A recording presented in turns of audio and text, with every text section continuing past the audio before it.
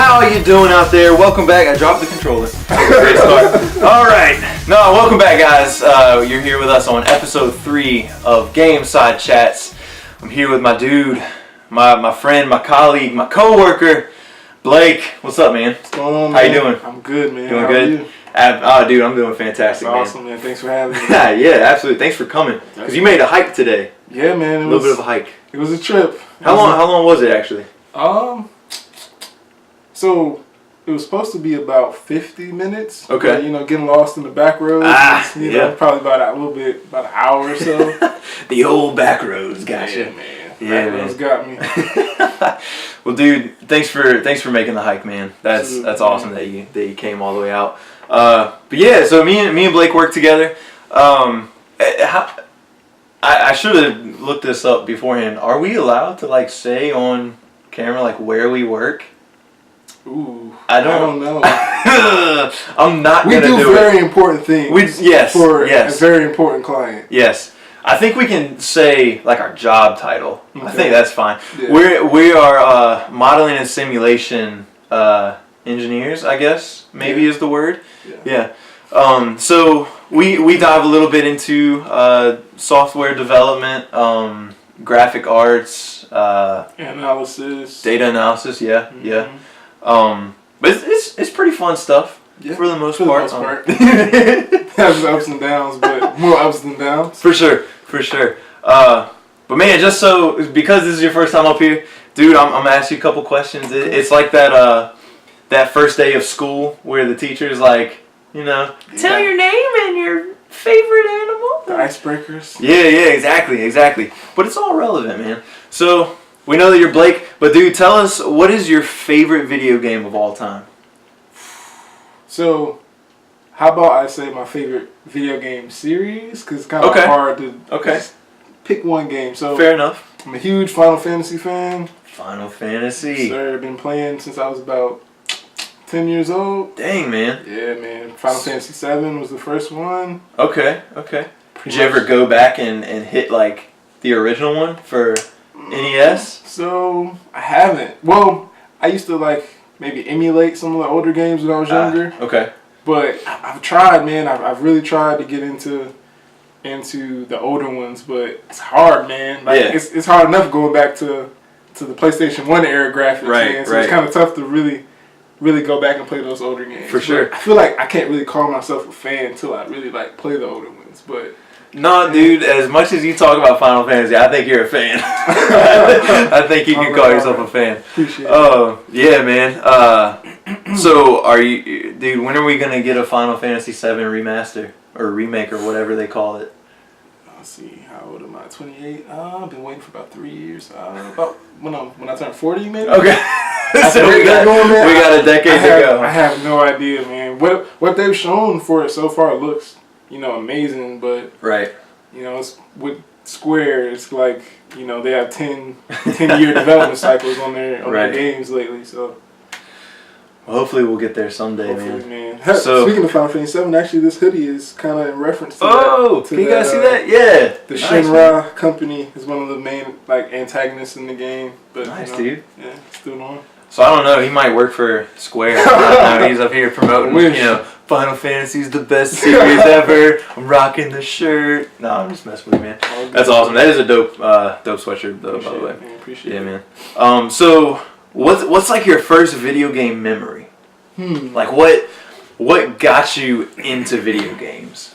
So I don't know if this was my first memory, but I just remember being a kid playing the Nintendo NES, very first one. Playing Mario and Duck Hunt, man. Dude, that's so funny. That's exactly what well, you haven't met him yet, but Dustin, the guy that was on the other episodes with me, sure. That's exactly what he said. That's Mario wild, and Duck man. Hunt. Yeah, that's crazy. Bro, I just remember even when the game was turned off, I'd pick up the little gun thing, controller thing, and I'd just be playing around the house with it, man. So for sure, Heck yeah, man. Just grown up, parents play video games. They still play video games to this day. Right, so, I just grew up in a household where everybody played games. Man. Gotcha, for sure. Hey, do me a favor real quick. Double click the share and just stop it for now so that we can have the most amount of time. So when we actually get started, you know what I mean, we can. Okay. Yeah. Sure. But dude, that's awesome. So I joked with Dustin about it last week because he was telling us that that one time, like not too far in the past, he was playing Duck Hunt again, and he got to the end when he finally lost, and they were looking at his scores, and they were like, "Hold on, we're gonna look up this score because you were beasting it." And they had said that he said that if they had recorded it, he would have been number 4 in history. No way. Like on that. That's crazy. On that run. Yeah. That's wild, man. I feel like we need to. Get that on video. Yeah. So I'm thinking and I joked about it last time how we need to do like a special episode where we just sit and watch him play Duck Hunt. But now that I know that you're a Duck Hunt, you know, hey man, one of the OG. It's been about 20 years, man. We'll get back into it, man. We'll find one of those TVs with the big butts and set it up somewhere, and definitely we'll play some Duck Hunt. But that's awesome, man. That's really cool. So today, guys, we don't have a box to show you. Normally I hold the box up at the screen, but that's okay. We are going to be playing Soul Calibur 6 while we talk. Dude, thanks for bringing Soul Calibur 6, by the way. Man, it's incredible. So we're gonna jump So we're gonna jump in. Was the word that I was looking for. So dude, you can go ahead and get that thing recording again, and let's do it, man. All right, let's jump in. I'm excited. So full disclosure, I've never played a Soul Calibur game. Yeah. Wow. Yeah. Really? Yeah. And when you said it the other day, I realized that my brain went to the wrong game. It went to Marvel vs. Capcom. Oh, and I don't know why it went there. Cause I know what this game is, I know what that game is, but I got it mixed up. Got you. But I have that one too. Just say the word, man. No, man, this is fine. This is fine. Let's roll with this, dude. So yeah, you guys are about to see me get whipped. Mortal Kombat is actually the only fighting game that I ever really got into. I played a little bit of Injustice just long enough to get through the story. Okay. But oh snap! Okay. All right. Press option. Yeah. Bam. All right. Be in here, man. Oh, this dude looks serious. Let's see. Who do I want to use? Boom.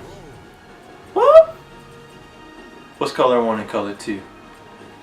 If I click it, will it just switch? Nah. Oh. Oh no. I don't want that color. Well, that thing look crazy. There we go. Got it. Alright. Just go random on the location? Sounds good to me. Alright, bro. So let's jump into some talk, man. Alright, let's do it, man. So, dude, this generation, we have seen like just leaps and bounds in video games. Okay, for sure. Definitely. You know, it was. I thought it was crazy seeing from PS2 to PS3, but then we jumped from PS3 to PS4, and I was just mind blown, dude. Okay. And so there's some crazy innovation going out here. Ha! First hit. oh, okay. So it's like you can move back and forward. Okay. All right. I see. All right. But yeah, so we've seen some crazy innovation happen. And so something that I just kind of wanted to talk about today was just what is it about this generation that is so innovative compared to the other ones? And obviously the first thing that we can say is graphics, right? Definitely. So I think just because we get it, like graphics are amazing, let's steer away from graphics if we can. Okay. But it's still, other than graphics too, you know, this games and the gaming industry has just come so far. What? Got one, coach. You almost had. Don't take it easy on me, man. No, man. Take it easy. Never that, man. All right. Never that. Trying to get used to the talking and gaming thing. Okay. Man. No, I feel that, dude. Okay, we'll go with that. So I've had 2 more episodes of practice on it than you. Sure. That's what it was, guys. I'm not really that good. Is there a jump button? I keep trying to find a jump. I think just up. Wait, what? Never mind. Oh wait. You have to, I think, hit up at the same time as your like attack button. Oh, okay, gotcha. Something like that. Okay. But innovation. Yes, sorry. I keep getting off track. Yeah, man, so one example of a game that I thought was super innovative in this generation, and hear me out before, you just completely go, dude, you're stupid.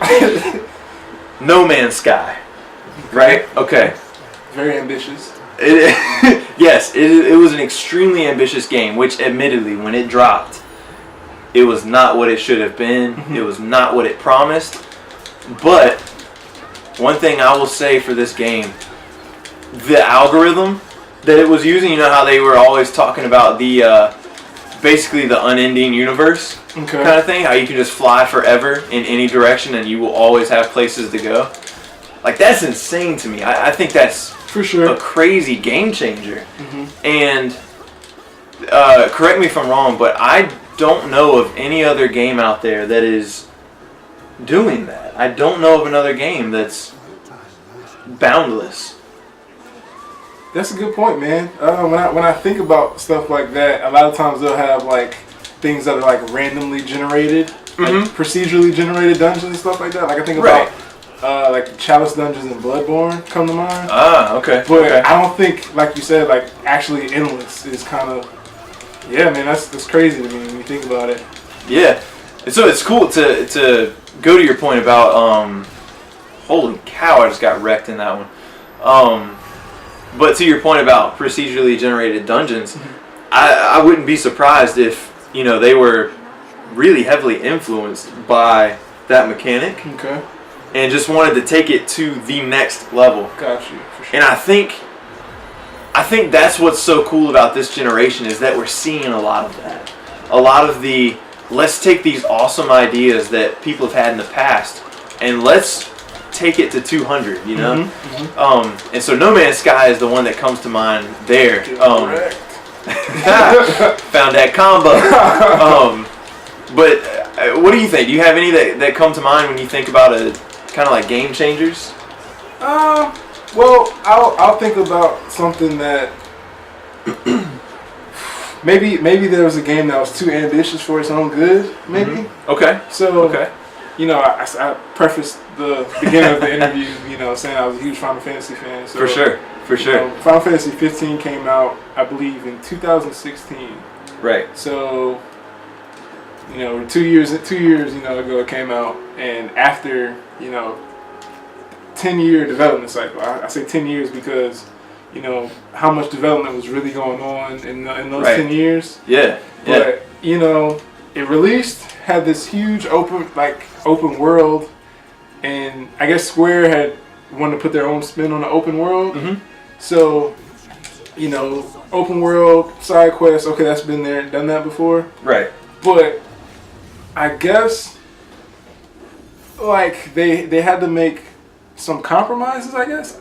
Okay. And so, you think it's because of the scope of the game? Yes, definitely. I think definitely that too. Like when I think of Final Fantasy, I think of story-driven, great story-driven experience. But I think because of the technology, they thought, man, let's make this huge open world. Well, dang, we just spent all this money making this huge open world. Well, how about we add a multiplayer in it too? Because they did that. Yeah. And I just think that they kind of like lost sight of what their fan base really wanted in a good Final Fantasy game. Gotcha. So, man.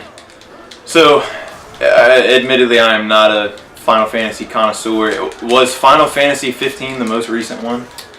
I believe so. Yes. Okay. Nightmare is a beast. Yeah. So, and the thing is, they're still releasing DLC for it. Even they have another season pass that's gonna come out next year. So it's like they have, I think, the mentality that they want to have games be like a service kind of thing. Okay. So like, I don't know, man, I'm kind of like ready for them to just kind of move on to the next title. Right. Dude, I think you bring up a good point about the games as a service. Whole thing, like, man, I think that has taken off this generation. I cannot think of a single I'm probably gonna No, I don't know. I'm just gonna say what I was gonna say. I can't think of a single PS3 game that was a game as a service to the level that almost every other game is now with PS4. Or I should say this generation. It's not limited to PS4, obviously. Dang. Okay. I know. Oh snap! But watch, I still get the KO. Don't I though? Yeah, for sure. Man, you died just like me. The one that comes to mind, and not even really this one, is just that Call of Duty has always had kind of DLC and extra maps and stuff like that. But I don't know. Do you know of any PS3 games that were that level of games as a service? Oh man, that's a tough one, bro. Definitely Call of Duty for sure. You already said that. I don't know, man. I can't really think of one either. So yeah, let's just go ahead. The thing is, like, we probably need to do. I'm pretty sure there were definitely some. Oh yeah, absolutely. Probably, absolutely. I don't want to say. I just can't think of any, to be honest. Right. But I'm sure, they're probably doing that kind of stuff.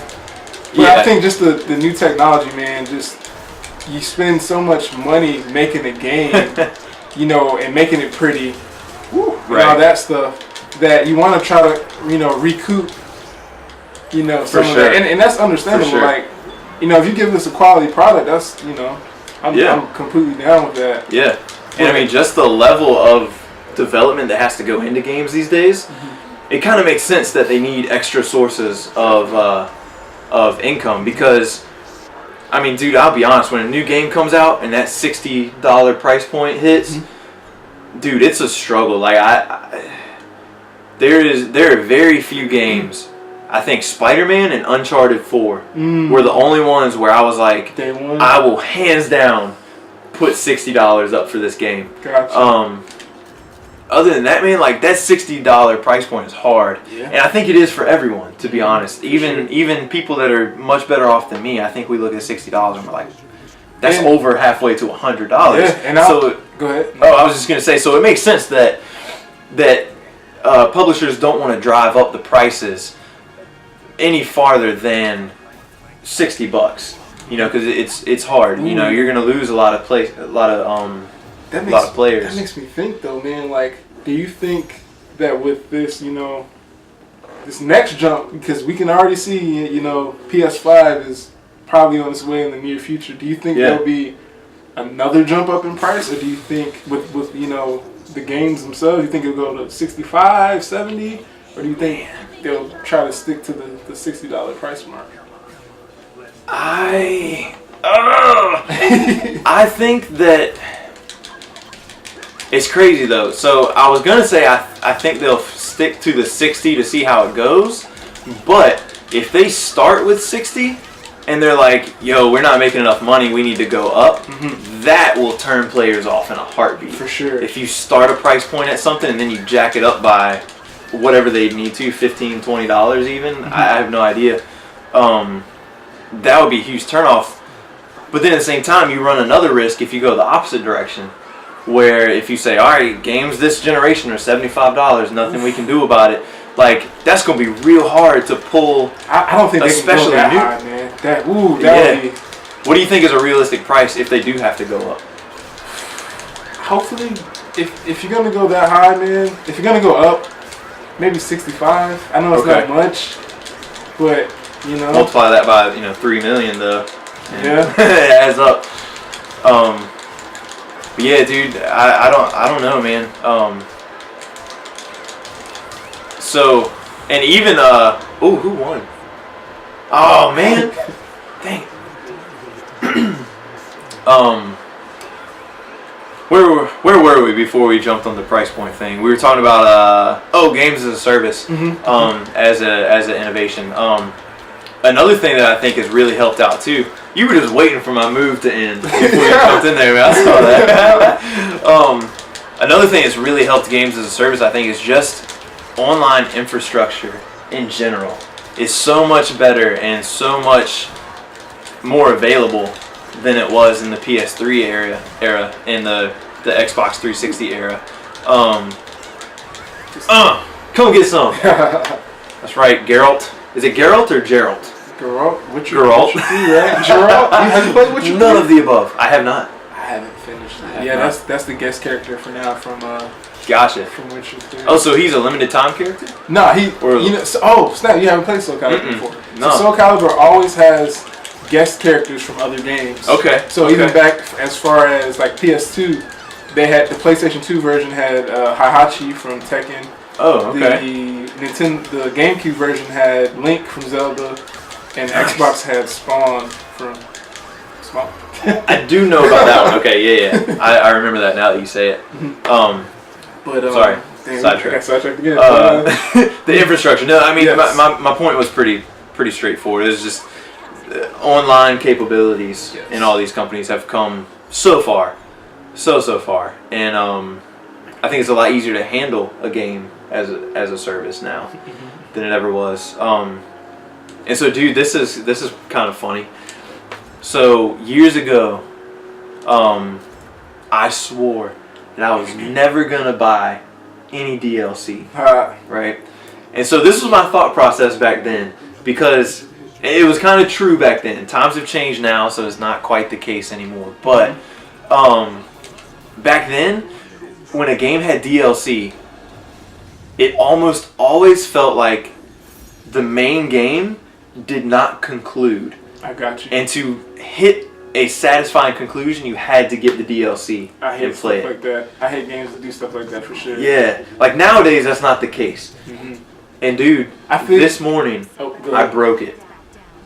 I bought DLC this morning for the first time. Seriously? Ever. Spider-Man got me. Oh man! I bought the heist DLC. How was that, man? I still gotta finish the main game. I only did one mission. I mean, it's good. It's the same thing as So before I say this, I'll say this. I loved every moment of Spider-Man, right? So literally every single thing that happened, I wanted so many more campaign missions at the end. Like I could have spent hours and hours and hours and hours on it. But so I mean it feels like what I wanted. Yeah, you know what I mean? Sure. It's more story missions. It's it introduces a new what's the word that they're calling it? Are they calling it clans? Is that the like how you got the demons and you got Kingpin's guy? Is that the name? There's a word for it, and I forget. I can't remember. Like I don't think there were games, were there? I don't know, man. That's good. I can't remember. Whatever it was, there's a new one of that, and so it gives you new yeah. So it gives you kind of new side quests. Black Cats people, or are they just like completely new? No, they're Is it a spoiler to tell you what the thing is? Okay, don't tell me. I don't know. It's because I need to finish it, man. I need to finish the game. I've been slacking. Yeah, it's the gang that's related to a villain from Spider-Man. I'll say that. So and it's not a very well-known villain either. So are we talking not the main villain? His gang? Are you talking the demon gang? No, it's not them. It's not them. It's a new gang and a new villain. Oh, snap. We haven't seen that villain, and I actually don't even know if I hope that the end of this DLC will be the fight with that villain. Okay. But I don't know. I've only done one story mission, and then my son woke up and he insisted on playing Trials Fusion. So we played some dirt bike gaming. So you broke down and got some DLC. I broke down, man. Gotcha. Yeah. But it was real cheap, so it didn't hurt me. So for me, my perspective on DLC, as long as like you said, the main $60 experience is oh nice. I don't know what I did, but that's amazing. As long as I play through the main game and I am literally like completely, I'm satisfied. Right. Like I ate all my food. You know what I'm saying?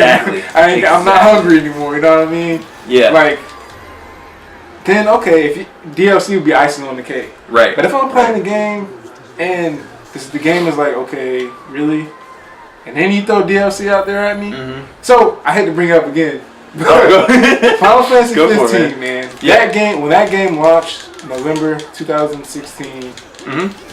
It's actually a completely different game than it is right now. Wow. I mean, like, they've added so much to it, and they're on their second DLC, Seasons Pass. Okay. And you know, I'm being the Final Fantasy fan that I am. I ain't gonna lie, I broke down and bought it. But you know, and it's weird because I finished the game. I was kind of like, huh, this is it. Right. Like I waited 10 years for this game. Like nothing. Let's be honest. Like nothing can live up to the hype of 10 years. No, for sure. But then they announced they're going to be doing DLC episodes for each of your party members. Right. So I said, I'm gonna buy them, and maybe that'll flesh out the story a little bit more. Blah blah blah. Yeah. And it did. But a part of me is like, man, if y'all would have, even though we waited 10 years, if we could have waited one more year, I feel like they could have added literally all of that content to the main game. Dang, dude. Like really, man. And then I don't think the second season pass comes out next year, like I said earlier. It features some good, like cool characters. It's gonna follow some of the other characters in the game. Yeah. I don't think I'm gonna buy it, man. Really? I don't think I'm gonna do it. Is it just because you're worried that it's gonna be more of the same and it's not gonna satisfy you, or like the DLC? The DLC that came out was good, but here we are in 2019 still supporting a game that's not an MMO that came out in 2016. Like I'm over it. Yeah, I'm over it, man. Yeah. So my problem with this isn't really a problem. This is just a personal thing with DLC. I have so many games that I want to play, and so when I finish the main game, I literally the first thing I do when I roll credits is uninstall a game. Really? Yeah. Wow. Because that way I know, like, I am not going to be tempted to buy any DLC. I'm not going to be tempted to spend any more time in here that's not going to really get me any more results than I already have. So I just uninstall that sucker. And again, Spider-Man is the only game of the PS4 that I've not done that with. So like those games up top there, those are the ones that I've beaten, that I've rolled credits on. Wow. And so every single one of them, roll credits, uninstall. Got you. Man, I'm starting without me. Okay. Bro, that's a bit. It's extreme, man. It is. But you legit. That's one way to make sure you definitely know about the DLC. Yeah, that's for sure. And I don't think it's so much the DLC thing as it is I want to move on to the next game, because there are so many out there that are great games, and I just want to move on to the next one. You know. So are you big into racing games? I haven't really got into a racing game since what was it? Need for Speed Underground 2, man. Oh, God, was that PlayStation 2? Yeah, Yes, sir. I remember getting it for Christmas. I literally played that game all day on Christmas Day. Right. All day, man. It was awesome. But that's probably the last really racing game I've really gotten into. Gotcha. To be honest. Gotcha. So, okay. That being the case, do you know much about The Crew? I don't. So, dude, I will evangelize The Crew until the ends of the earth. Really? Man, I thought that game, to this day, that is my favorite racing game. Really? And I thought they did something. And okay, The Crew got a lot of crap. And I don't really know why. I don't know. Oh, I'm still alive. I don't know if it was people just didn't like the gameplay, or they didn't like the story, or what. But I thought it was a super solid arcade racer. Okay. But I thought it was so innovative in so many ways, and the two main ways, right? It was a completely open world racing game. You could literally start in Norfolk. Yeah, like there are real locations on a map. You could start in Norfolk, and you can drive to San Diego. So let me ask you this, though. Yeah. Speaking of Norfolk, you know, we live in Virginia. Yeah, yeah. Did it look like Norfolk? Loosely. It's like they captured the feel of Norfolk, if that makes sense. So you just riding down I-64. That's crazy. If they had thrown in the Midtown to Downtown Tunnel, dude, that would have been epic. But yeah, so they captured the feel of Norfolk without any of the specific locations. Okay. And I mean, you wouldn't know it unless you've ever been to Norfolk, obviously. But it's like you could drive to New York City and you'd instantly know, like, I'm in New York City right now. Like, this is dope. And obviously, all the locations are really scaled down because you can't map out the whole world. But dude, it would still take if you wanted to drive coast to coast. Granted, I haven't played in a while, but I think it takes you almost an hour, if not longer. It takes a long time to get there. But so that just open world aspect of it, and it wasn't. it wasn't even open world in the fact that in the sense that stay on the road and you can go everywhere. No, dude, you can hop the guardrail and go out in the fields. Like literally every inch of the United States map is drivable. That's ridiculous. It is so dope. And they how long ago did this come out? It was one of the first racing games for PS4. I think it was. So there was Need for Speed. What was it? It's up there somewhere. Was it Hot Pursuit 2 or something like that? It was a Need for Speed game, and it was The Crew. And I remember like those were the only two out for a little while. Maybe Forza. Maybe there was a Forza game out. Okay. But it was real early in the PS4 life cycle. Gotcha. But it was totally open world. You could hop the guardrail, drive through fields. You could drive up snowy mountains. You could go to the salt flats in Arizona, and there were like drag strips, and you could, yeah, dude, it was crazy. So dope. But the whole game was kind of based on. So it's gonna sound weird, and if you've played The Crew, you're gonna know exactly what I'm talking about. But if you haven't, this is gonna sound weird. They took a racing game and mashed it with an RPG. Oh man! And it was fantastic, dude. So you've got all these. I love RPGs, man. Huh? Yeah, I love RPGs. Oh yeah, that for sure. I might have to try it out, bro. Yeah, man. So okay, take this for example. The typical racing game, at least arcade racer, right? Like you got your starter car, right? Mm-hmm. And you dump like 60 grand into it, but at some point that car is as fast as it's gonna get, sure. And you're not gonna beat anybody else, right? This game had a leveling up system. So you do a race, you win, you essentially get like a drop. You get a gear, a piece of gear, and you apply it to your car. That's pretty cool. And your car's level goes up. That's pretty creative. So the game that I started with, the car that I started with was a Ford Focus because I own a Ford Focus, right? And I was like, this is dope. I'll play it until I can't, and then I expected it to go onto the Skyline and like the typical tuner hierarchy. But dude, I started the game with a Focus. I beat the game with the Focus. What? Yes. And so, you know how some RPGs have this thing where you can say I start out as an archer, right? But I get to a certain point and I'm like, nah, I don't want to be an archer anymore. I want to be a mage. Mm-hmm. And there's somewhere where you can go and you can like literally reassign your points to do stuff. Mm-hmm. It kind of has that in it without having to reassign. Okay. Like you can buy, what are they called? Basically you buy like different mods for your car. So my Focus, it has like a street mod, it has a pro mod, it has a circuit mod, which is like there's actually a point in the game where you can race on actual legitimate tracks and stuff. So like that's what that was for. But then there's a rally. There's a rally loadout. There's an off-road loadout, and it totally changes the look of your car every time.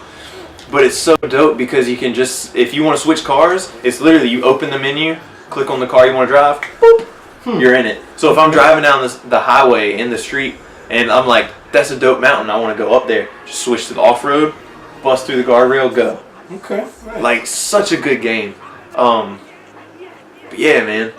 Like that's a game that innovated the right way. Okay. In my opinion, dude. So when I think about, when I mention innovation, I mention maybe FF15 kind of losing their way. Yeah. Kind of maybe biting off a little bit too much than they could chew or whatever. Right. It's funny because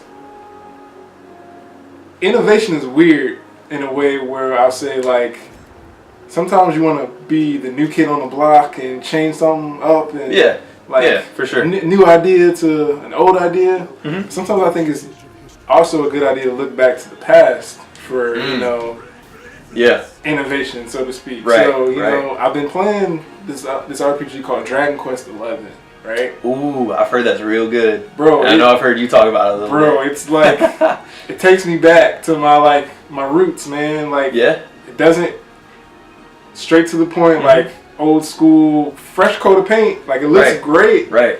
But I think it went back, like I said, it went back to its roots. So I'm getting that nostalgic vibe of, man, this is why I love JRPGs in the first place. So they kind of, it's not really, maybe it's cheating and saying innovating, but when everybody's trying to do something new, which is good, like I hope game companies don't like stop trying to create new things, new for ideas sure.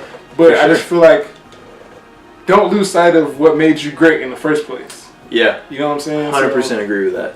100% agree. Because, I mean, there's a reason that those games are classics. Definitely. And there's a reason why, I don't even know if, like, rating games was a thing back then, but I'm sure, you know, like Final Fantasy VII and those really classic RPGs, man, I'm sure they would have scored super high. Mm-hmm. And, which I'm not a huge fan of the rating system anyway, but just to your point, there's a reason why those games never die. Exactly. You know? I'll go back and play some of these old games. Exactly.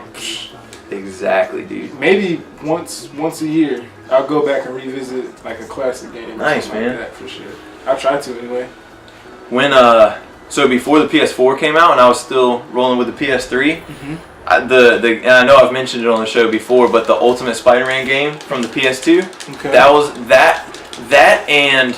Which, dude, I told you about this game. I gotta get you on this, man. Okay. I love this game so much that I almost want to let you borrow my PS2 to go play this thing. Oh man! But it was a Lord of the Rings game. It was called Lord of the Rings: The Third Age. Okay. And it was a turn-based RPG. I remember you mentioned that at work. I think. Yeah. And so, like, at least when it was still the PS3 era, I would still go back to the PS2 to play that game. Nice. I've replayed that game at least 3 times. Wow. Yeah, dude. That's awesome.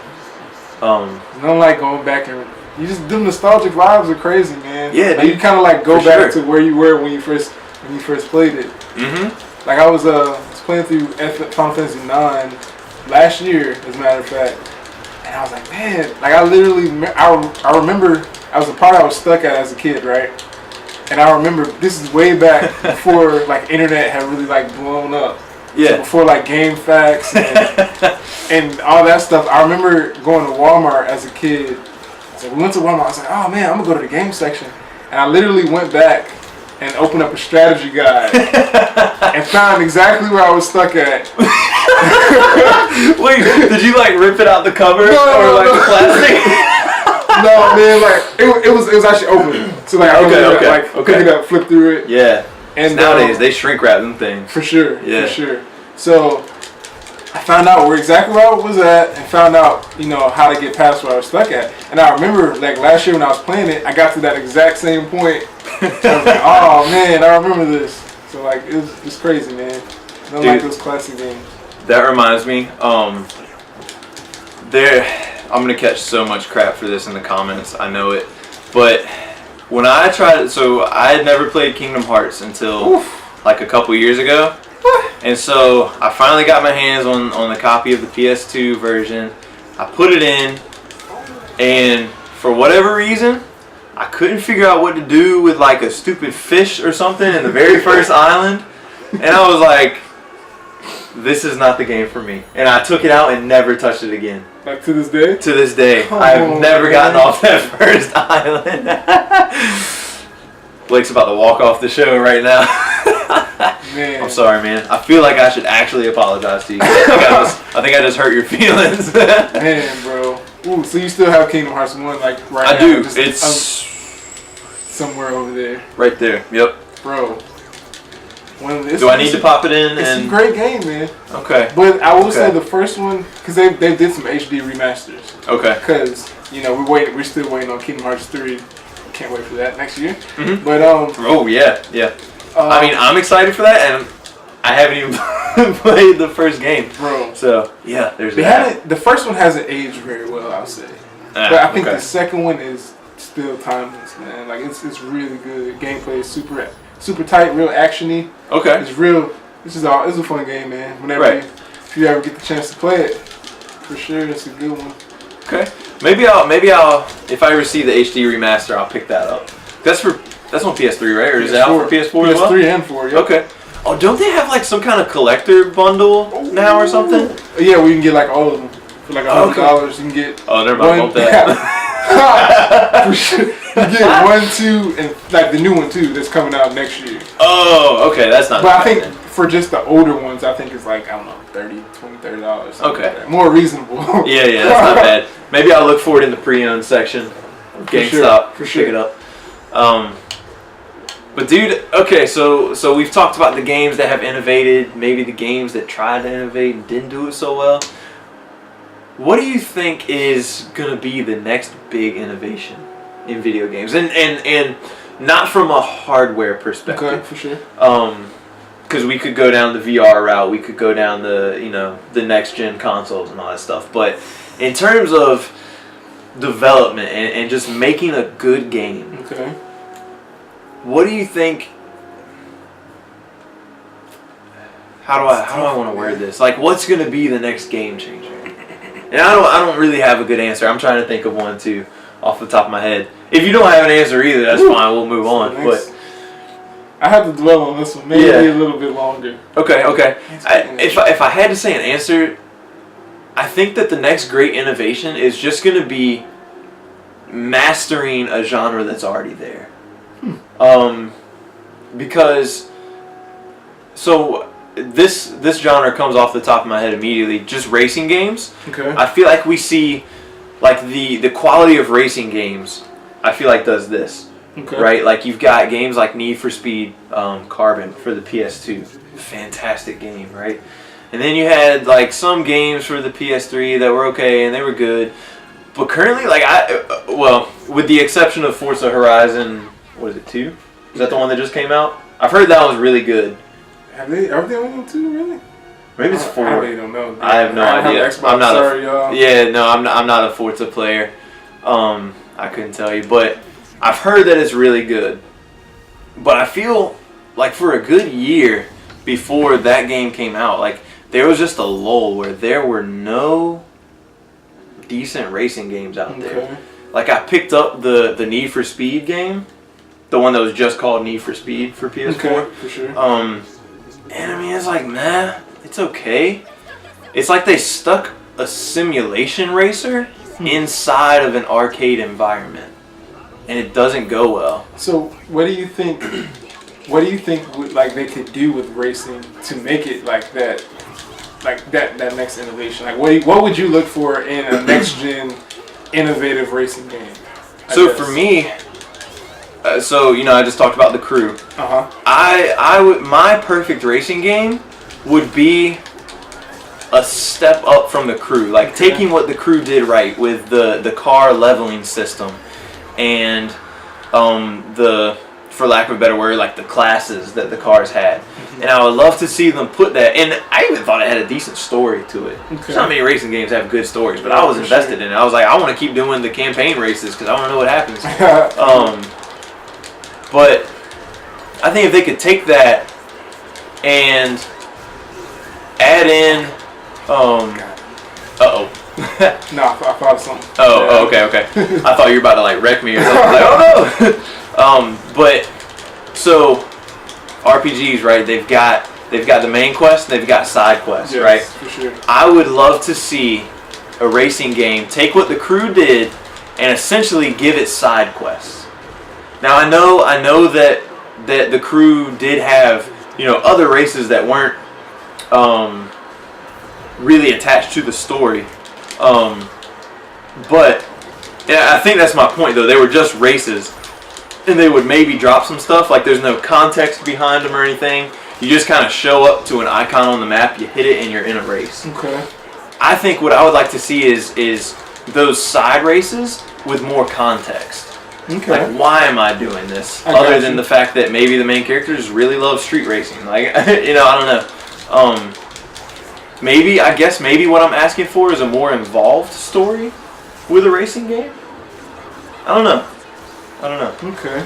But I just thought, what about like how when you play RPG, the character has like some RPGs like more open world ones, like the player has like choice, so to speed. Yeah, I think that could be pretty cool. Oh, dude, that'd be sick. That'd be pretty dope, man. Like, yeah, man. Go to a place. How Need for Speed is like the whole like cops versus like racers type thing. Like you could come up, it could have like a storyline like that. Yeah. And I'm just spitballing right now, but like that'd be sick, dude. I don't know, man. That could be pretty interesting, man. I'd play something like that. That'd be kinda dope. Yeah, for sure. Like you could even how there's always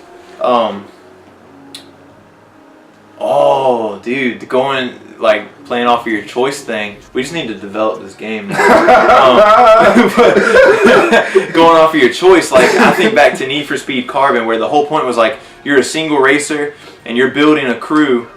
I don't even know if you were kind of building a crew, but the whole map was divided up into territories that were controlled by other crews. Okay. It'd be dope if you could like choose a crew to run with. Okay. And you could even have like loyalty meters and I'm going way off the rails now, but anyway. Hey man, some developer out there build it for me. I want it. But man, just think about like the next big innovation, man. Like, so I guess recently there was this big thing where Sony is allowing for finally crossplay on Fortnite. Yeah. And I'll be honest, the guys, I've never played Fortnite. Throwing it out there. You're not the only one. It's okay. But I think that, man, like crossplay between like all of the main systems in PC, that could be. Yeah. I know gaming, like it's a whole big competition and all that stuff, and everybody has their own exclusives and all that stuff. But I really, for the gamers, do it for the gamers. Yeah, for sure, sure. If the companies can somehow figure out a way to, like, next gen just come together and maybe even collaborate on something, that would be like, that to me would be game changing. Yeah. Like, for sure. That would be crazy. Like, imagine, I don't know, some crazy, I don't know, man, I can't even think about it. There's so many possibilities out there, man. Yeah. Like, that would be crazy to me. Because you got, all the different IPs that the respective companies own. Mm-hmm. Like, I know mashups aren't, the greatest, but, I don't know. I think they could do something pretty dope. Yeah, man. Absolutely. And I understand from a business level why it's taken Sony so long to jump on the bandwagon because, let's be honest, this generation, Sony is killing it. Like, they are so far outselling Xbox and, Switch and everything. It's almost like they've got the monopoly. Why should they care to, you know what I mean? And so I get why they wouldn't do it, but man, like you said, dude, it would be so awesome. Do it for the gamers. To just, hashtag for the gamers. Man, let's start it. This is going to be a movement right now. Hashtag for the gamers. I'm going to start using that in like every Instagram post. Sure, for the gamers. Oh, man. Yeah, dude, I'd love to see it. I'm going to check the time real quick. Okay, so we got about 13 more minutes left for our first segment, man. So I wanted to get into this one topic with you because, so for some background for you guys out there, we started to talk about this at work one day and very quickly realized that we were on opposite sides of this debate. And so I was like, hold up, wait, save it for the episode. We're going to get in here and the gloves are coming off. I'm going to lose. I didn't even know I did that. Oh, snap. How'd you do that? But the question that I'm going to pose and that then we are going to scrap about is, will VR ever take off and really have a place in the mainstream gaming industry? Obviously, PlayStation VR is out there, right? And it is somewhat successful because they're still developing for it. They're still making games. But I am of the opinion that VR will never really take off in the way that like general consoles have. And if I remember correctly, you're all about the VR, right? Like I'm more hopeful. Oh, okay. You're more hopeful. Yes. Okay. I just is your position based on games you've played in the VR so far? So I need the full disclosure. I have not played a single PlayStation VR game. Okay. The reason that I don't think it'll ever take off is because of the physical stress that a VR headset causes on your body. I think that's definitely an issue they got to try to take care of a little bit more. Yeah, and I shouldn't even say that's my main issue. That's just one of them. But I mean, you think about your hardcore gamers, right? Like, they will sit and they will play video games for like 8 hours a day. Mm-hmm. Some people, it's literally their job because they're streamers, right? Mm-hmm. And I think about the day when VR is the main source of gaming, and I think about all the people that, like, I would not want to sit with a VR thing on my face for 8 hours. Like, my neck would be done by the end of the day. Like, I don't think it's sustainable. And I think just by the nature of VR and how it messes with your, not messes with it, but the stress that it probably puts on your vision. Mm-hmm. I just can't imagine playing it for that long. So my thing with that is, I feel like we're just in the early stages of it. Mm-hmm. Like I think over time they can make the headset a little less clunky, more lightweight. Okay. As technology always tends to do. Like, look at each PS4 tends to slim down a little bit. As we move like later into its life cycle. Right. But oh man, woo! Got one, coach. But shoot, I got lost my train of thought. But I think you were saying deeper into the life cycle. But like, yeah, the whole motion sickness thing. Yeah, I get you. But man, like, I think I've played a few VR games. I've played the I believe it was Resident Evil 5. Mm-hmm. Okay. And I've played, what was the other one? Can't remember what the other one was, but I know there's another game I want to play. Is a remaster actually of a Konami game called Zone of the Enders 2. Dude, everyone keeps telling me that I need to play that game. Bro, if you like action, if you like giant robots, mecha, that game literally, I believe, is the best mecha action game ever made. Okay. To this point. Okay. And they just released, and I don't have a PSVR, but they just released a VR version of it for the PlayStation 4. Dang, dude. And you don't have to have the VR. Like, you can still play it as a normal PS4 game. Mm-hmm. But just to be, I'm an anime nerd too. So I grew up with like watching Gundam and stuff like that. So it's always been a dream of mine to be like, man, like, it'd be so crazy to like get inside a giant robot and just like mess stuff up. Heck yeah, man. Like, for sure. And that's why I feel like I'm hopeful, because the PSVR launch, it was kind of pricey. Mm-hmm. But right. With the next generation, I just hope Sony doesn't give up on it. And not even just Sony, because they have the Oculus Rift. Yeah. And I think, what is it, the HTC Vive or something like that. Yeah. But I think give it time, man. I think they can really, developers could do something pretty awesome, man. Like, just imagine, like, let's be real, like Sword Art Online. You familiar with that? Yeah. Love Sword Art Online, bro. Imagine being in like a full open RPG. Okay. Like, you put the thing on, bro. You in there like swinging. I would play the heck out of it. Come on, man. Yeah. So there are already Sword Art Online games out there. If they ever put one in VR, I might consider jumping in on that one, man. Of course, I'd be real scared that like I wouldn't wake up. If you've never watched SAO, you need to go watch SAO to get that reference.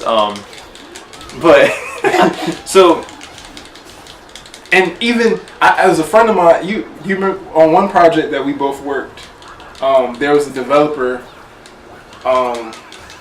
He had I don't know if you ever, dang man, beast to me. Woo! But he invited me over to his house when I didn't make it over there. But he had a whole setup, man. He had like the VR. He told me he had like the treadmill, the omnidirectional treadmill at his house. Like, bro, like from even a physical fitness perspective. Oh yeah, for sure. Like, if you think about playing Call of Duty, where you like, you gotta run. Do all the physical motions, like, right. Couple that with VR, I feel like that could be a benefit. I could see that. Yeah. Like, yeah, but I understand. Like, all right, you telling me I gotta buy an omnidirectional treadmill, I gotta buy a PS4, PC, and the VR. Okay, I get it. It's pricey, right? For sure. So that I get it. It's gonna be hard probably to drive that cost down for all those things. To be honest. For sure. But if they can maybe somehow find a way to do it, man, I'd be all for it, man. Yeah. That'd be awesome to me. And so, here's my thing. This is the last thing I'll say on it. In my head, I equate VR to the Wii. It's, in terms of, I view it as like a novelty item. Okay. You know, like the Wii came out and it was touted as, you know, the next platform. Don't make those Nintendo fans angry. The next, I know, like they'll come after me with the pitchforks and stuff. But I mean, hey, so Nintendo people, calm down. I think the Switch is amazing. The Switch is a great console. The Wii, I look at it as a novelty item. It's like, oh, I can shake my sticks and make stuff happen. You know, I don't look at it as a real console. Okay. And again, that's just me. That's just my opinion. And so I kind of look at it the same way. Gimmick, kind of gimmicky. Yes. Okay. Yes. And so at this point in history, I guess my personal history, I kind of look at VR as a gimmicky thing that has some great games. I mean, obviously, what was it? What was the game called? Astrobot or Astrobot. That got like crazy good reviews. Oh, it's yeah? a VR game. Yeah. Okay. Apparently, it's like this super innovative VR platformer. So I need to check it out. I honestly haven't heard of it. Yeah, man. Give it a try. I'm pretty sure it's called Astrobot. It's Astro something. Okay. You can find it for sure.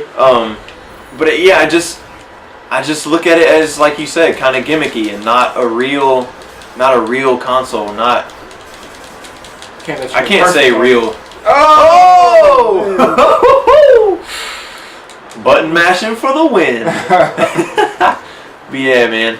I mean, that's just kind of my stance on it. I think it's always going to be that thing that's really cool to watch movies about and see the future being all VR and pure VR. Have you seen Ready Player One? No, I still need to watch that. It's still on my list to watch. Bro, I'm gonna be that hopeful, man, that they have some type of breakthrough that just makes it, you know, more affordable.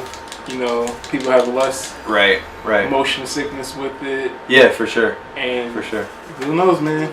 But that's my stance on it. Gotcha. I get you the whole gimmicky thing. Yeah. I feel you.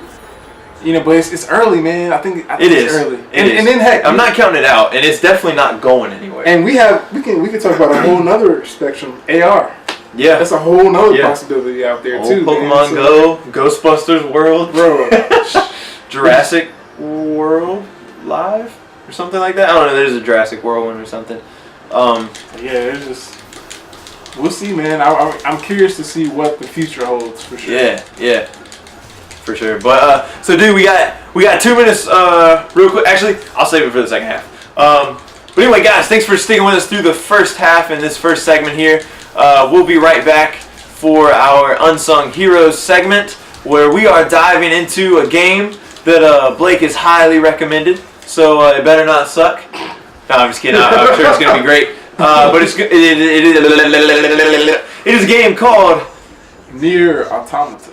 I'm so glad you took over and said it, because I was like, I'm going to butcher that word so bad. Nier Automata. It would be like Nemo trying to say, oh, man. Oh, snap. But, dude, we'll be back, guys.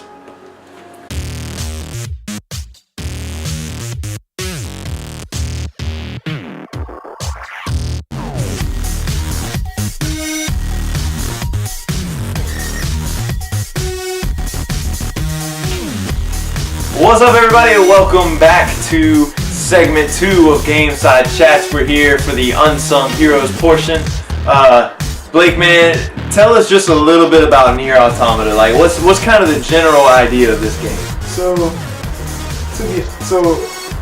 to be honest, man, I think it was my game of the year for like 2017. Really? It was that good, man. Dang, dude. So I don't want to keep harping on FF15, but I had just finished FF15, right? Right. And I've been following this Nier Automata game. There was a Nier before that came out. Mm-hmm. But then I was like, man, what is this Nier Automata? Okay, I'm getting that. And the demo dropped like in December.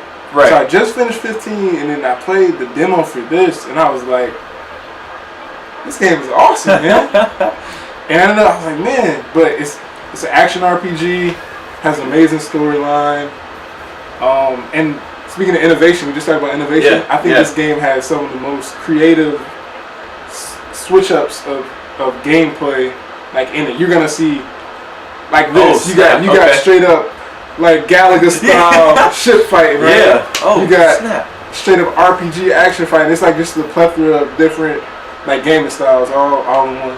But I'll let you take off, man. All right, sweet dude. I'm stoked, man. This is really cool. So I mean, I'm getting nostalgia like crazy right now, man. It's taking me back to we had this game called what in the all right. We had this game called Space Junkie that was installed on almost like every computer on my at my elementary school. Okay. Dude, we played so much Space Junkie, and it was like this. It was one of those games where you could move around the screen, and I mean, trying to take out the. Oh no! Oh snap! This is pretty dope. So it's not gonna stay like this, right? We're okay. It's definitely gonna switch up. This is cool, man. It reminds me of those what are they called? Like a light version of a bullet hell game. Yeah. Oh, it's definitely not light. Does it get crazy? It's pretty intense at times, man, for sure. Okay. So when does it stay primarily one type of game? Yes. Mechanic? Okay. Mostly you get your straight up action. So think like Devil May Cry, Bayonetta style action game. Okay. That's mostly what you'll stay in for the most part. Gotcha. So dude, when you first opened up the game and you started playing, were you like, what the heck is this? Did I get like a bootleg copy of like another game? Or I mean, what did you think when you first opened it up and it was like this? The demo actually didn't start here. I was like, really? Because I thought, so the demo I played started a little bit further in this same mission. Okay. So I was thinking I was going to literally start where the demo started. Right. But when it started me here, I'm like, whoa, this is different. But I was like, man, this is kind of dope. Yeah, man. I mean, this is cool. I'm digging it. We need you to rendezvous. Oh snap! It changed up again, dude. This is so crazy. The controls feel really good. They're very responsive and. Oh snap! Oh gosh! Oh, what? This is like those games that you would find on the internet. That's like on like what was that site called? AlbinoBlackSheep.com. You remember that one? Not, man. It was like a you were basically just a rocket like hauling tail down this tube, and it had a whole bunch of holes, and you had to get through the holes and stuff. Really lame web game. But no, this is level up, man. Hey, that's what we do here at Gameside Chats. We level up. What was that hashtag that we were gonna start? Hashtag do it for the gamers. Yeah, do it for the gamers. Oh, dude, I'm gonna end up texting you tonight and be like, "What was that hashtag?" It's making me really think about like what I'm doing, because every time the perspective changes, the controls switch up. But at the same time, it's not jarring, right? Yeah, it's not intuitive, if that makes sense. Like when it switches, you get it. You're like, okay, all right, this is how the controls are now. Ooh, okay. Am I supposed to be hitting the thing in the middle? Either or. Oh, okay. There we go. Taking you out, sucker. I have a couple buddies that have drones, and so I just imagine them like doing like strapping lasers onto their drones and just going at it. That would be awesome, actually. What?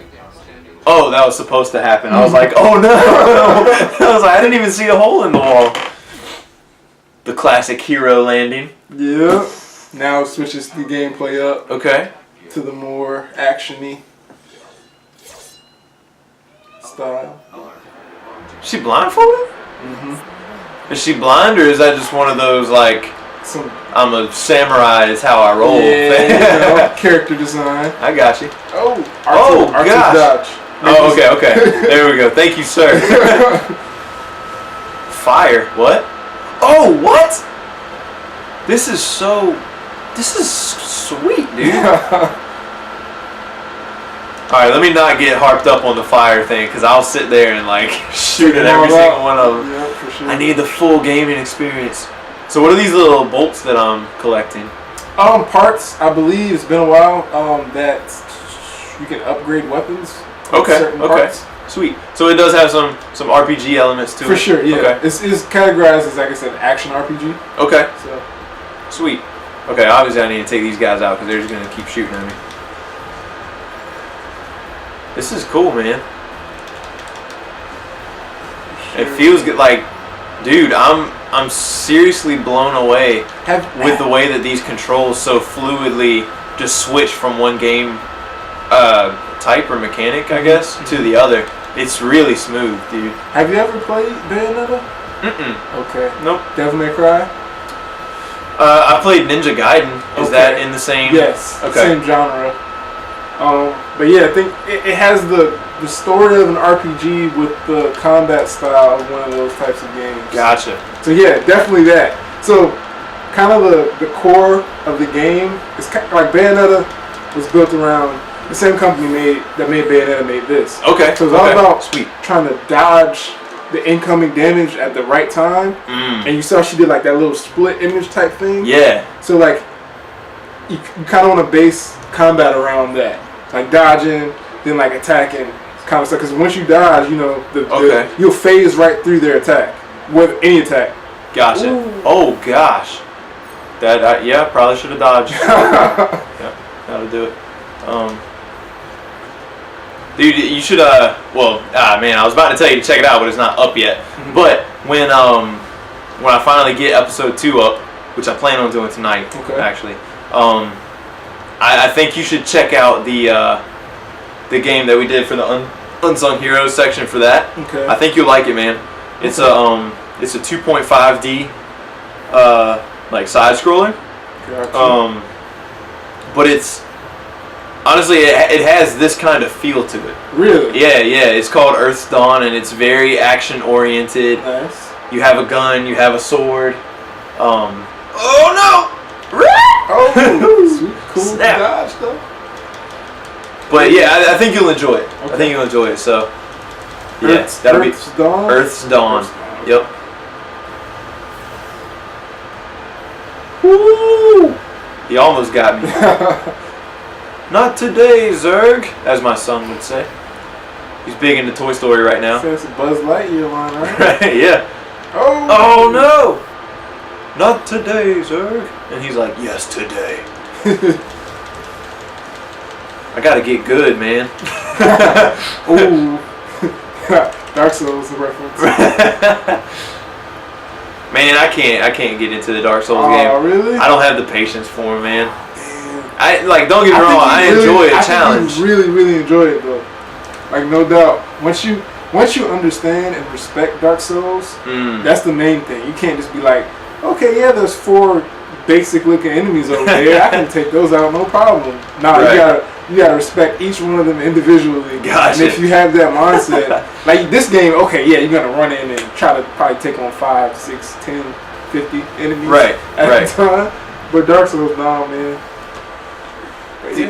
Dude, I already appreciate the fact that the bosses are not like your standard bosses. Mm-hmm. You know, like it's not a big overpowered guy and lots of armor with a ginormous sword. Yeah, I'll definitely say the bosses in this game are different. Yeah, really cool. Different. So I'm assuming she's on my side because she is also blindfolded. It's a guy. Oh, my bad, dude. Sorry, bro. I don't know why I just assumed that this was like a sucker punch type situation where like the whole squad is women. Bro, I never saw that movie. Really? I really wanted to, but I remember seeing the trailers and I was like, yo, this looks really crazy. But I never got around to seeing it. I'm not gonna lie, man, you're not really missing much.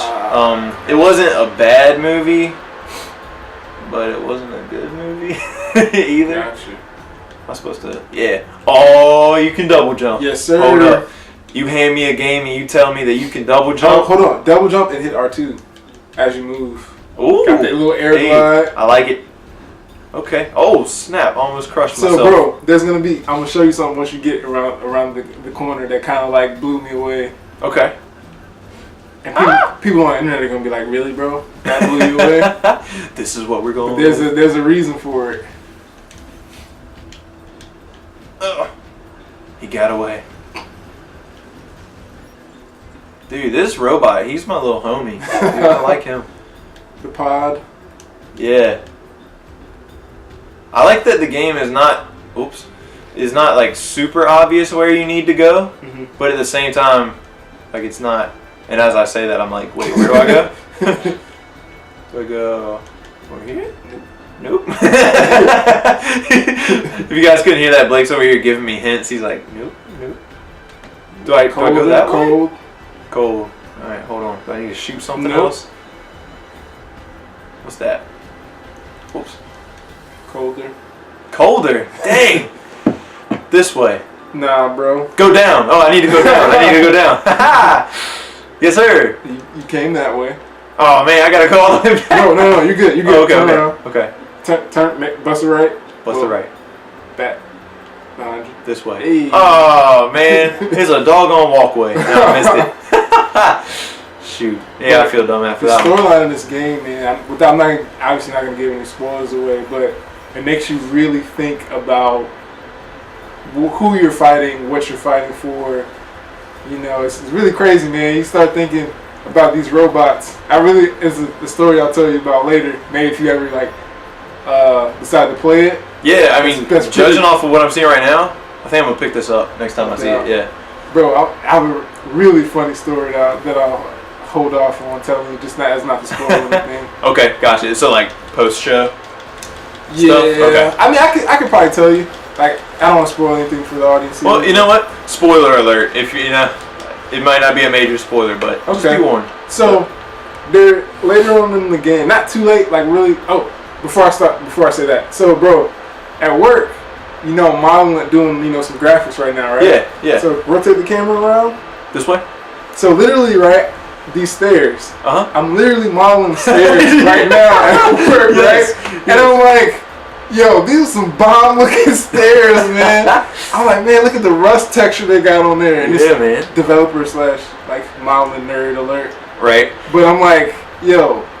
Well, no, it's funny. Like that looks ridiculously good, and I'm just like making my little stairs, like, man. And then I saw this, and I was like, that's crazy.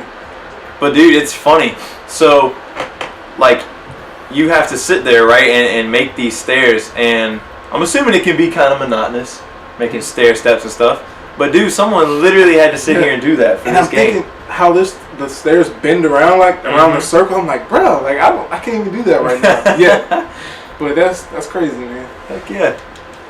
Dude, I love that we got like two developers in the house on this show, man. That's cool.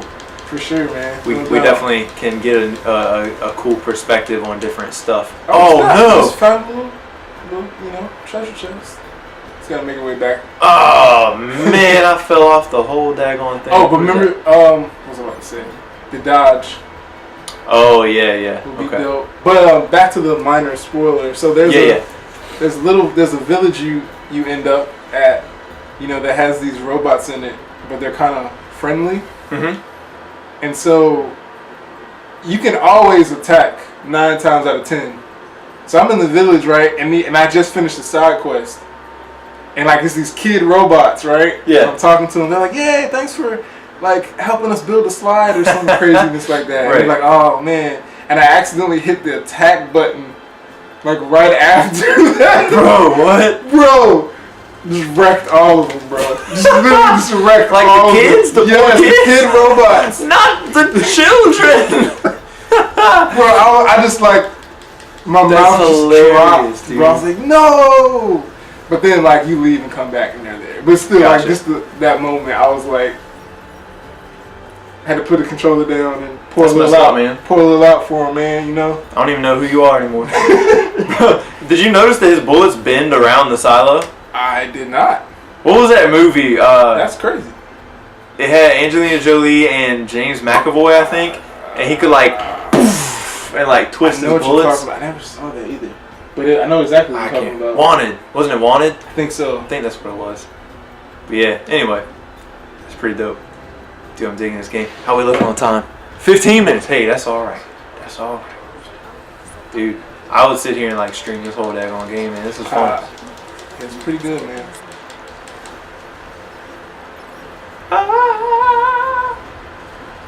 It's cool because you look at it and you're like, or you're sitting here thinking like, man, this is so much to manage. Like I gotta shoot and I gotta swing and I can double jump and glide and all this other stuff. But it's really not hard to manage. It's not hard at all. It's extremely intuitive. Yeah, they just give you a lot of resources, man, and make it look good. Like, yeah. My thing is like these types of games, it's like they're so flashy, so you just want to like try everything that they give you to use. You know what I mean?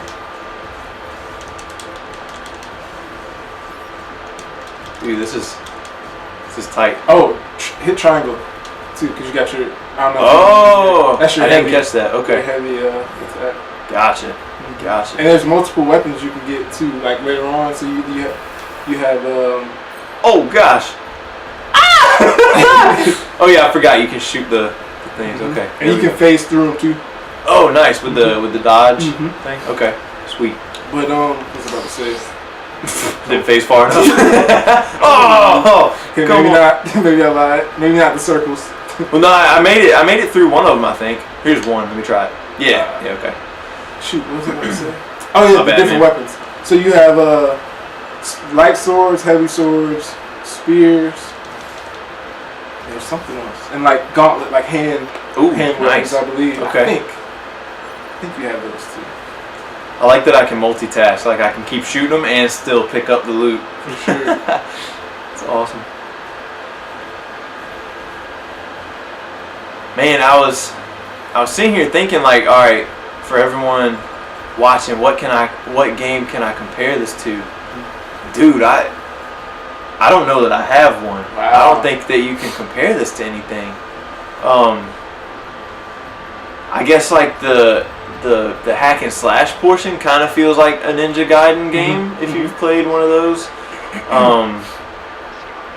But dude, it's so difficult to classify just this combination of stuff. Bro, like I've never played anything that combines the multiple genres of gameplay and it's seamless too. Like it's literally done in like a really great way. Like even the use of the camera, like now it's 2D. Like come on, man. Like come on now. That's really cool how they were able to lock the camera down in certain sections and give you the perspective that they want you to have. And it's so cool that.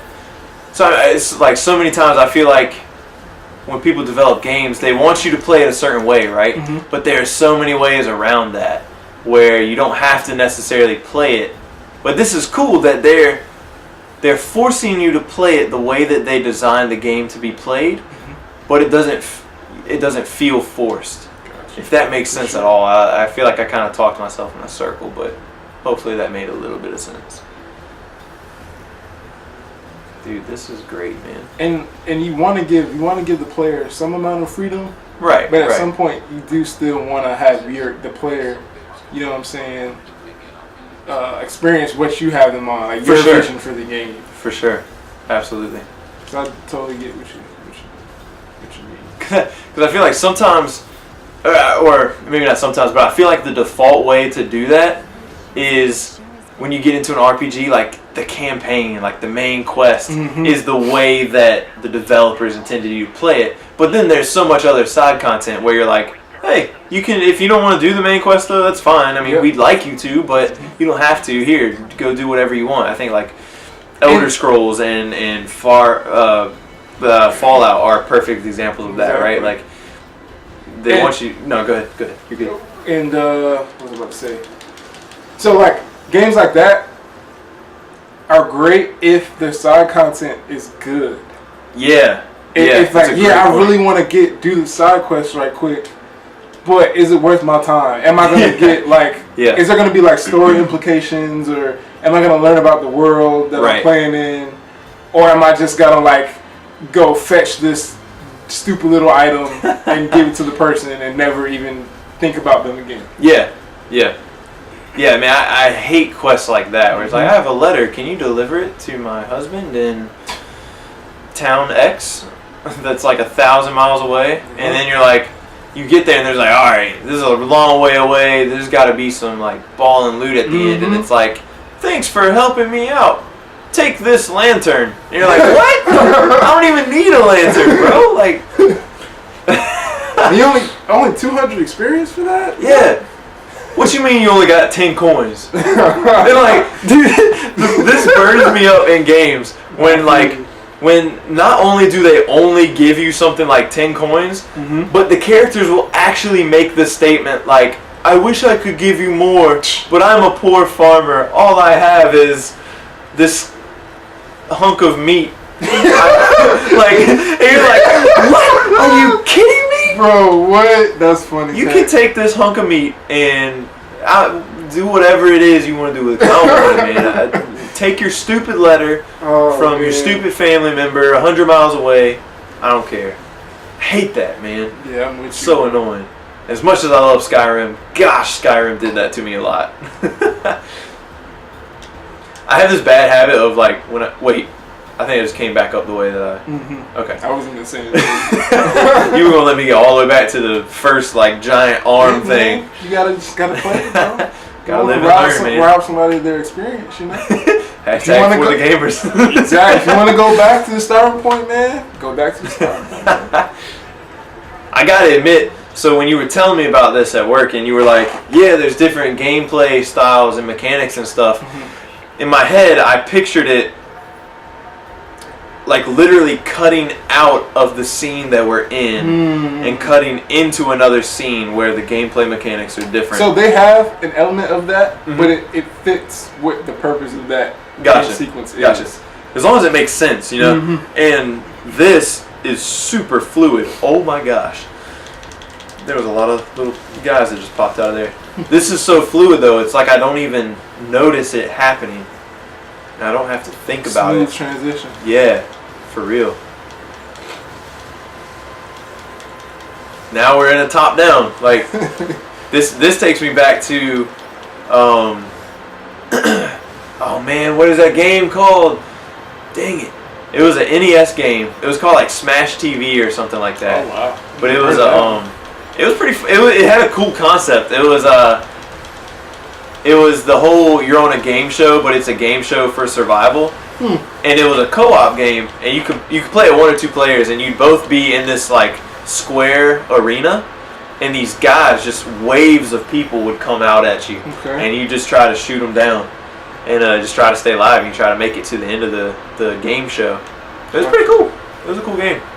So Black Ops, right? Black Ops 1. You played that, right? Yes. You know how they had the zombie mode? Yes, absolutely. I played that zombie mode to death. Do you remember the arcade mode? Like the arcade zombie mode? Something? Yeah, something like that. I didn't play that one, not gonna lie. Okay. Dead Ops Arcade or something like that? Yeah. Something like that. Oh, you can jump. Okay. But that was, if you would have played that was very much what Smash TV felt like. It's actually a lot what this feels like. Gotcha. Zombie hordes would come out and you got a gun with unlimited ammo to mow them down. I can play this because this is, if the game was like this for the whole time, I'd be I'm not gonna lie, I'd be disappointed. Right. But for sure. Because this is just like a segment of it, alright, bet. Like that's the thing, like, yeah, Dead Ops Arcade is, you know, like a side mode to the main game. Yeah, you see what I'm saying? Absolutely. But if like Black Ops like 1 was like all like that, I'd be like, I'm trying to remember. Press up on the D-pad. Up on the D-pad? Ah. Okay. Yeah. Okay. Go down to the bottom. Yeah. This. Oh, okay. So wait, what does that do? Heal you up. Oh. Yeah, okay. Bro. I got you. Looking out. Boom. Thanks, man. Appreciate it. Because like I think you have it set now. When the game kind of helps you out at the beginning. Because it does an auto heal for you as long as you have items. Okay. You know, in place. Gotcha. But if you get below that threshold, see those guys got little shields. Oh shoot! So my bullets weren't doing anything. I got you. Leave me alone! I feel bad, man. Like the robots are kind of cute. Like I think they made them like that on purpose, man. Oh, that was dope. Oh yeah. So I hit the dodge thing and triangle at the same, or at least triangle right after it, Oh gosh, run. So, trick, whenever you see their eyes like flash, it's like a little hint to tell you to dodge. Oh, okay. Mm-hmm. I see it. Woo, okay. I got you. Not today. I think I'm gonna get out of this. I'm gonna get out of this one little section, and then we'll call this segment a wrap. For sure. Ooh. Unless I die, and then I'll wrap it up anyway, because I have no more life. What am I doing? Go back to the tried and true method. Dang. Shoot him. Wait, how did I do that? Because when you dodge like you just said, when you dodge like at the last minute and then attack. Oh. It's like counter. Okay. Move. Gotcha. That's what's up. What time are we at? 26. All right. I'm gonna go ahead and wrap it up there. So, dude, that was amazing. That was amazing. It was a beautiful game graphically, not glitchy at all, which is awesome. I love it when games are not glitchy. It makes the whole experience that much better. That change in gameplay, was spot on. I genuinely don't think it could have been executed any better than that. That's my thing, man. Like, this game came out, like I said, last year, I believe, and like I feel like it went under a lot of people's radar. Like the people that did play it were like, "Yo, this is a dope game!" Like, wow, this is like as a YouTube video I actually saw that said the masterpiece you will probably never ever play, and it featured this game, and I was like, "Oh man, that's so true." Yeah, but like it actually sold pretty well for like what they were expecting. Yeah. And, I mean, I still think it flew under people's radar, which is why it's on this episode. Hey, man, unsung heroes, right? Heck yeah, man. It's absolutely a hero. I was about to say something I forgot. Oh, no, it was just a side note. I was going to say the game that I feel like flew under everybody's radar was Kingdoms of Amalur Reckoning. Because you played that too, right? Yes, that was so good, man. Dope. I never finished it, man. But I got relatively far, but I don't know why I didn't. I would probably never finishing games. I feel that, dude. I feel that. Yeah. But yeah, guys, if that game looked like your flavor, you absolutely need to check it out.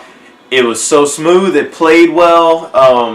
I think from what little I saw of the story, it looks like it's gonna be dope. Oh, just that setting and that atmosphere was super dope. Wild ride. Yeah, man. So, dude, did you have anything you want to talk about before we close out or wrap up or anything? Anything you want to promote? I'll just give maybe a few shout-outs. Okay. Yeah, for sure. Let's see. I guess I'll promote my little art page on Instagram. Absolutely. I haven't updated in a while, but I do a little 2D art from time to time. The IG is Soaring Winds with a Z at the end. If you want to check out some cool art, that's my page. If you like Funko Pops, I have a friend who collects Funko Pops and all that kind of stuff. He has a page called the Funko Cop because the Funko Cop. That's awesome. He's a police officer, so he's like, how am I gonna switch up the title or whatever. Heck yeah. Got a friend who also does Pops, Trail Collects. And one other friend who does likes movies and stuff like that. His name is Durka. That's incredible. 2196. So if you want to check out his stuff, he's a pretty cool dude too. But nice, man. Man, I just appreciate you having me, bro. Thank you so much for coming on, man. Your insight and your wisdom was much needed on this episode. Blindside Games is Blind Eye Games. Blind Eye Games. I literally combine Game Side Chat and But Blind Eye Games, man, like you're doing big things, bro. Hey, thanks, man. Thanks, dude. We're trying to get out there, man. So yeah, everyone that he just mentioned, I'll get a list of them from him, and we'll put them in the not the comments, description, the description in the YouTube channel, so you guys can, if they'll be one click away. We'll put your Instagram account up there, obviously, of course. Sure, appreciate it. Dude, I think that's all I got, man. Again, thank you so much for being on the show. I really appreciate you. Had a great time, man. Yep, no doubt. A great time. Hopefully we'll do it again, man. We got to get Jay right up here. Oh, man, that would be awesome, bro. The three of us, man. That would be crazy. That'd be fun, dude. That'd be fun. Jay Wright, man. I hope you guys get to meet Jay Wright one day. He's an awesome guy, man. He mentored both of us. Yeah, absolutely. So. He's legitimately one of the smartest people I know. Definitely. He anyway, yeah, he's brilliant. He's brilliant. I could go on and on about how smart he is, and he's just an awesome dude. He is, all around good guy. Definitely. Man, we're pumping Jay Wright right now. Yeah, right. Everyone's gonna be like, "Yo, who's Jay Wright? Like, we need to figure this His ears out." probably burning right now, man. Talking about it so much. He's down there like But yeah, thank you guys so much for your support and coming out and checking out another episode of Gameside Chats. Again, if you want to hit up the Instagram, Gameside Chats kind of falls under the umbrella of Blind Eye Games. So you can hit up that Instagram account, no spaces, just Blind Eye Games, all lowercase. So you can come check us out, join the community. We're a family. So hashtag for the game. I was literally about to say that. For the gamers. Yes. Let's get it going. It's a movement. Hashtag for the gamers. Thanks, guys. Have a great week.